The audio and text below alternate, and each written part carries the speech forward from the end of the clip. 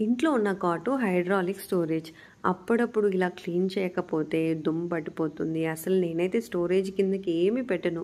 Just ఒక 4, 5 pillows తప్పితే అసలు ఏమీ పెట్టను. ఎందుకంటే మనం అనుకుంటూ ఉంటాం ఇది బెస్ట్ అబ్బా స్టోరేజ్‌కి అని. కానీ గ్యాప్స్‌లో దుమ్మంతా వెళ్ళిపోయి మనం ఏమైతే పెడతామో అవంతా ఆ స్మెల్ కూడా వచ్చేస్తాయి. డస్ట్ కూడా ఉంటాయి మనకు తెలుసలే. సో నాకు తెలిసినంత వరకు దీంట్లో స్టోరేజ్ పెట్టుకోకుండా జస్ట్ అలాగే నార్మల్‌గా కాట్ వాడడమే బెటర్ అనిపిస్తుంది.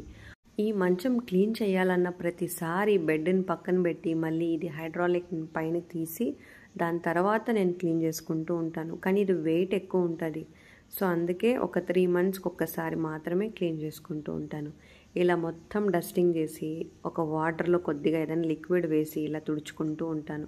మధ్యలో బ్రేక్ ఇచ్చాను ఒక గ్లాస్ కాఫీ తాగుదామని. అంతలోపల తుడిచిందంతా ఆరిపోయి ఉంటుంది కాబట్టి ఇప్పుడు చూడండి జస్ట్ ఒక 4 పిల్లోస్ వేసుకుంటున్నాను. ఎక్కువ వేసుకున్నా ఏమైపోతుందంటే ఈ స్టోరేజ్ పెట్టడం కాదు, అది స్మెల్ వచ్చేస్తాయి లోపలికి పెడితే.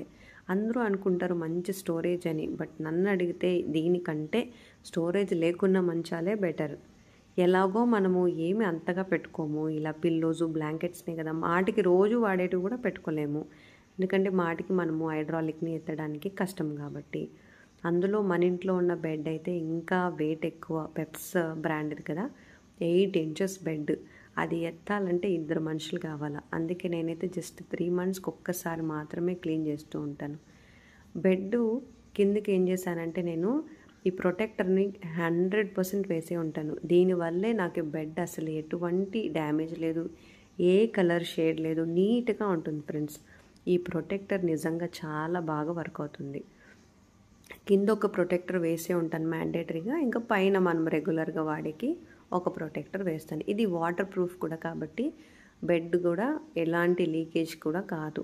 మనం ఇన్ కేస్ వాటర్ ఏమైనా పడిపోయినా కూడా బెడ్ ఏమీ కాకుండా కాపాడుతుంది అనమాట.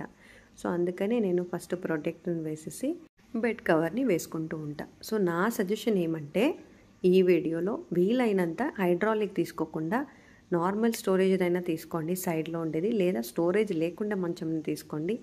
పని కూడా మనకి కొద్దిగా తగ్గుతుంది, ఆల్సో నీట్గా ఉంటుంది అన్నమాట. సో నేనైతే కొంచెం నీట్గా మెయింటైన్ చేస్తాను కాబట్టి 7 ఇయర్స్ నుండి కాట్కి కానీ బెడ్కి కానీ ఏమీ కాలేదు. వీలైనంత మనము వాటర్ ప్రూఫ్ ప్రొటెక్టర్ని వాడినామంటే బెడ్ అస్సలు పాడైపోకుండా చాలా బాగుంటుందండి. సో ఇది నేను పాప పుట్టినప్పటి నుండి వాడుతున్నాను కాబట్టి ఇప్పటికీ చాలా బాగుందన్నమాట.